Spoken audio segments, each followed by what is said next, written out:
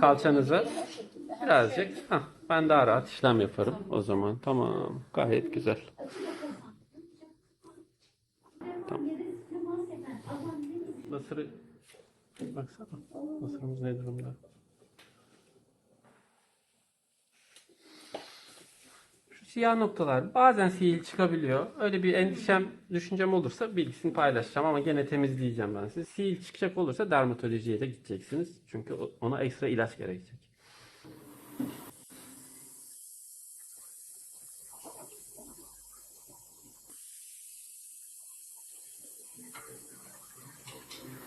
Çevresi öyleydi zaten. Ben şeydeki de bana kullanma dedi.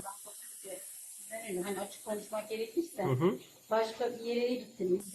Muayene gösterdim onu radyo frekansı olan yere. Evet. Bana gel işte perşembeden sonra yapalım işlemini dedi. Evet. Ya işte dedim ya internetten baktım cesaret edemedim. Tamam. Sizi buldum sonra. Tamam. Üniversiteye hocaya gitmiştim.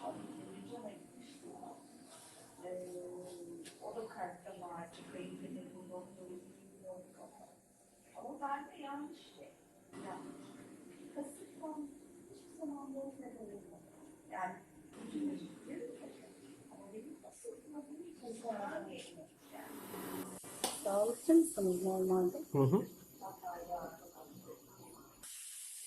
Podoloji üniversitelerde sağlık hizmetleri, meslek yüksekokullarında eğitim verilen tıbbi bir branş. 2 yıllık. Şu an ön lisans seviyesinde. Biz Kocaeli Üniversitesi Podoloji mezunuyuz. Zeliha Hanım da ben de. Zeliha Hanım aynı zamanda onun lisans hemşireliği de var. Bir de bu alanda yüksek lisansını da tamamladı. Podoloji alanında. O şekilde hizmet veriyoruz.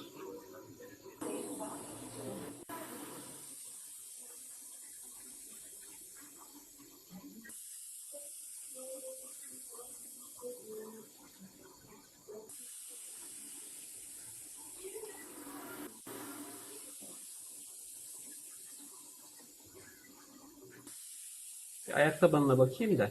Ayak tabanında da nasıl kalınlaşmış bölgeleriniz varsa Tertemiz. Bunu zaten basamıyorum ki bunun üzerine. bir bakacağım işte. Ben bir bakayım. Bir göreyim. Sizi bilgilendireyim. O ne acaba aslında?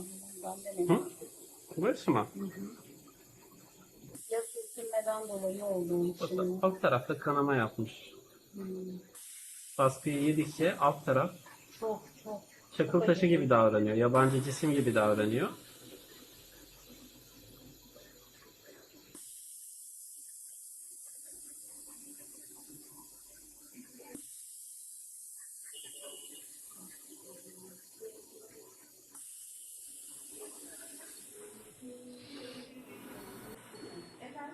Hala vardır da nasıl daha rahatlama şey var mı?